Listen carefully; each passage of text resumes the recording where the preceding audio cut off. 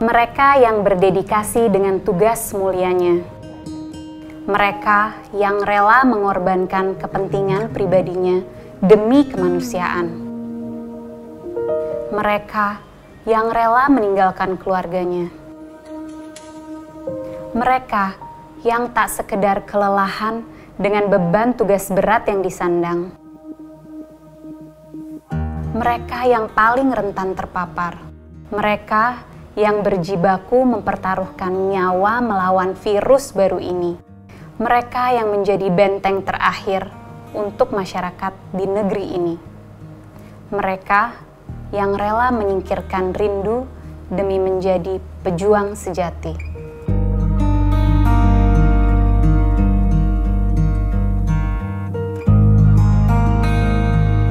Jadi Dokter Debrina ini udah berapa lama ya dok ya di Wisma Atlet? Hampir 2 bulan dok.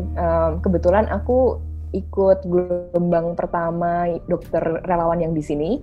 Dan itu kan kurang lebih 2 bulan yang lalu Wisma Atlet dibuka kan. Selama bertugas ini, sama udah 2 bulan ini, Dokter Debrina apa sih yang rasanya tuh kayaknya paling berat banget yang harus struggling banget? Aku rasa ini dok, kita tuh kan di sini kita selalu deal sama sesuatu yang kita nggak tahu nih. Kita nggak tahu virusnya, kita nggak tahu tentang virusnya sendiri aja kita nggak tahu. Dan aku selalu rasa apapun yang sudah dilakukan pemerintah, apapun yang sudah dilakukan masyarakat itu selalu satu step ketinggalan, virus ini selalu satu step lebih maju dari apapun yang kita lakukan gitu kan.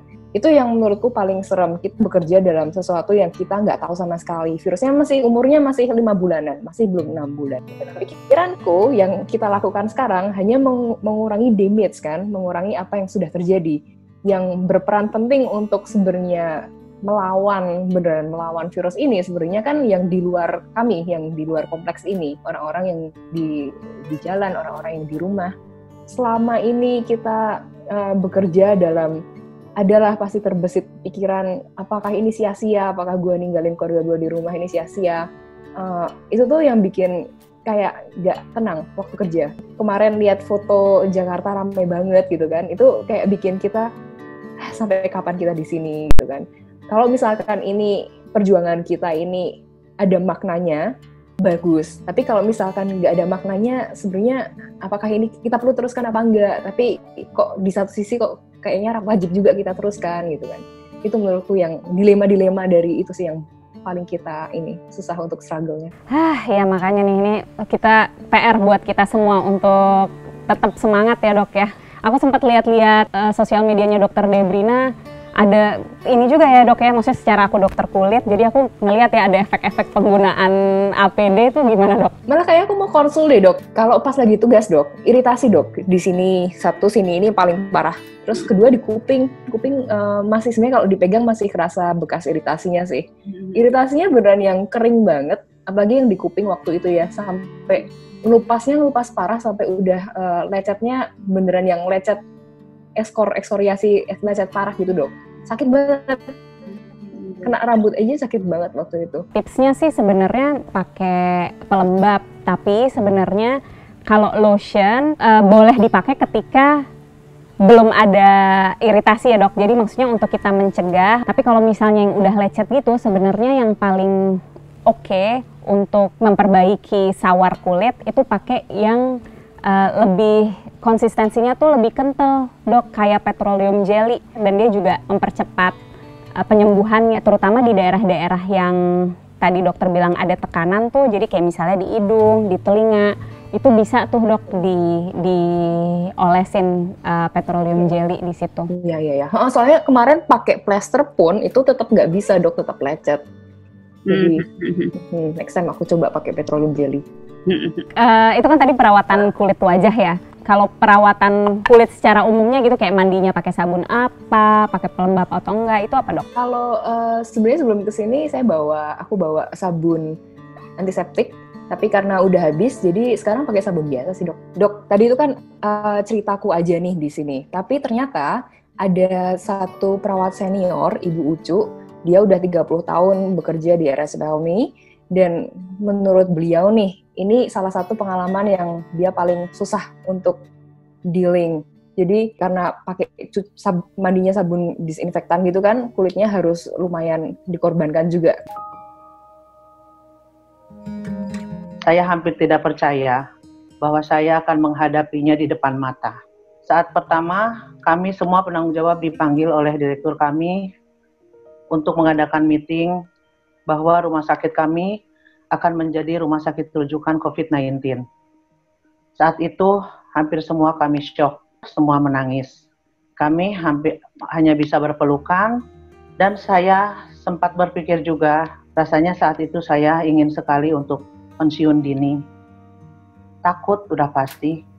Sudah 30 tahun saya menjadi perawat dan bekerja di Rumah Sakit Pelni, dan baru kali ini uji nyali saya benar-benar teruji. Di usia saya kan sudah 51 tahun, sebenarnya udah sangat beresiko saya bergabung di COVID-19 ini.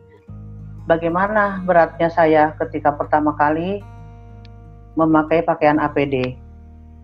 Sangat berat dan sangat tersiksa, di mana pakaian tersebut sangat tebal, bahkan berlapis-lapis. Bahkan kami mengalami sesak napas pada saat awal-awal menggunakan pakaian tersebut.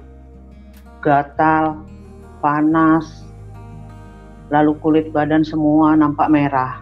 Selama 8 jam kami menahan buang air kecil, menahan haus, menahan lapar. Setelah itu kami membuka APD, lalu melakukan mandi, menggunakan sabun klorheksidin, sabun desinfektan yang sangat licin di kulit. Lalu itu kadang terasa gatal, terasa kaku pada daerah kulit. Bahkan wajah pun terasa perih. Kulit kami kemerahan. Dan sampai saat ini malah kami kulitnya sedikit menghitam setelah menggunakan sabun tersebut. Bahkan rambut saya rontok sampai saat ini. Sangat menderita.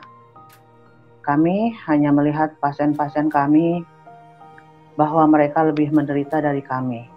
Begitu tertekan, mereka harus isolasi diri. Mereka harus jauh dari keluarga. Saya tanya pasien saya, apa yang Bapak rasakan saat pertama kali bahwa Bapak didiagnosis COVID-19? Beliau bilang, hanya ada 2, suster, hidup atau mati.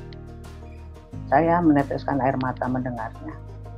Saya berusaha untuk ngobrol dengan pasien. Hampir setiap hari saya masuk ke kamar pasien itu setengah jam. Saya ngobrol dengan mereka dan mereka nyaman karena mereka merasa saya tidak menjauh gitu.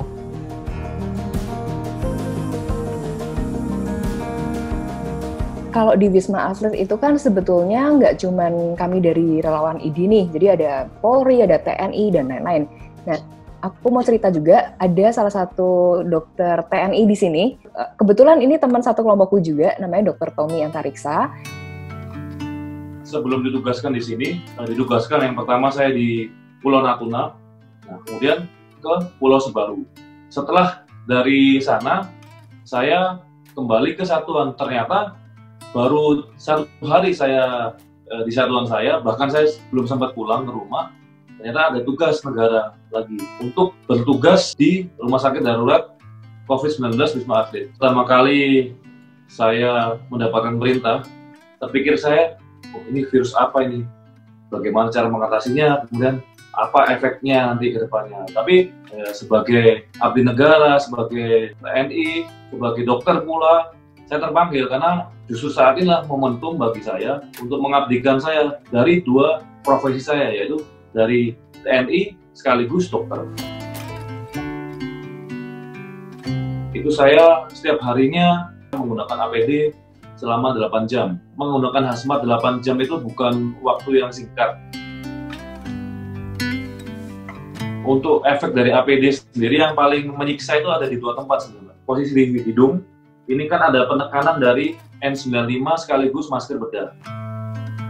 Telinga, di lipatan telinga ini. Dan saya kemarin tuh sampai sudah luka, sudah perih, sudah luka, itu sangat menyiksa. Sampai keluar seperti nanah seperti itu. Akhirnya saya siasatinya dengan menggunakan plester. Plester saya gunakan di bagian hidung, kemudian di bagian telinga. Itu saya jelas melakukan perawatan rutin di lukanya. Saya juga menjaga kelembapan kulit, jadi agar regenerasi kulitnya semakin cepat. Sebenarnya ada momen yang berdinas jaga, itu sudah berjam-jam kan Mbak, sudah mau menjelang shift turun, tiba-tiba ada tuh rombongan pasien datang. Itu dia datang sekitar 180 orang yang harus ditangani dengan cepat. Sekitar 1-2 jam lagi saya lepas jaga untuk beristirahat. Tetapi di 1-2 jam akhir ini saya harus menangani pasien yang datang.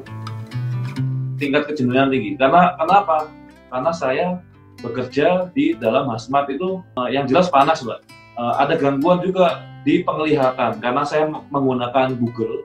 Nah, Google itu apabila sudah berembun itu sangat mengganggu sekali.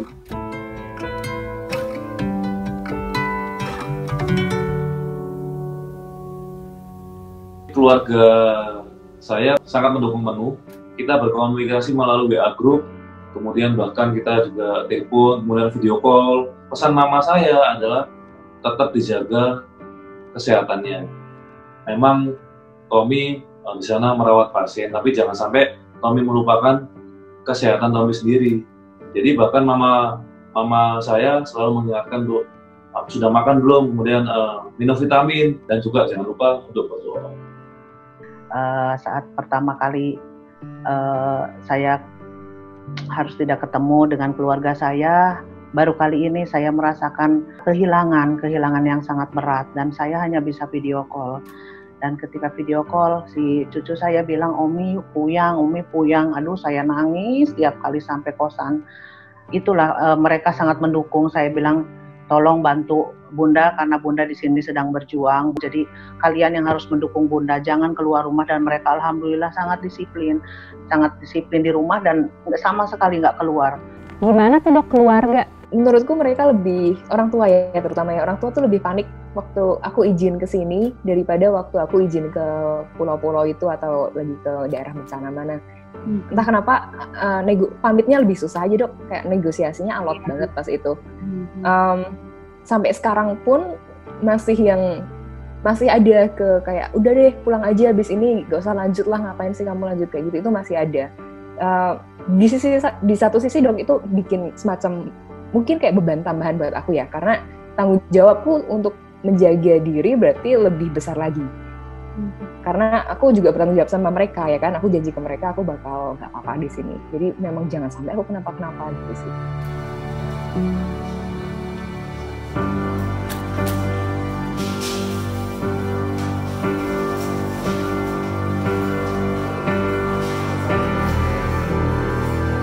Semangat guys. Tapi ini kan udah mau selesai ya Dok ya, ini jadi habis ini pulang? Saya bakal lanjut tapi luar biasa. Bakal ambil seminggu 2 minggu dulu pulang. Apa nih Dok yang paling akan dikangenin dari selama bertugas di Wisma Atlet ini? Ada support apa sih yang biasanya didapetin? Menurutku pasien-pasien di sini semangatnya luar biasa banget buat sembuh. Aku nggak pernah kerja di rumah sakit atau vaskes manapun yang kayak pasiennya tuh kayak udah semangat sendiri buat jemur-jemur lah, buat minta dikasih obat lah, buat nanyain keadaan sendiri, minta ditensi pagi-pagi gitu, jalan ke nurse station minta ditensi. Itu tuh aku nggak pernah nemuin sama sekali. Yang mereka dengan semangatnya ketemu sama kita perawat sama dokter, terus cerita, aduh pengen pulang rumah nih karena udah kangen mau masak sama anak di rumah dan lain-lain gitu. Itu kan kayak apa ya, cerita-cerita yang sebenarnya bikin aku sendiri kayak yang, oh gila nih masa gue kalah semangat sama pasien gue gitu kan.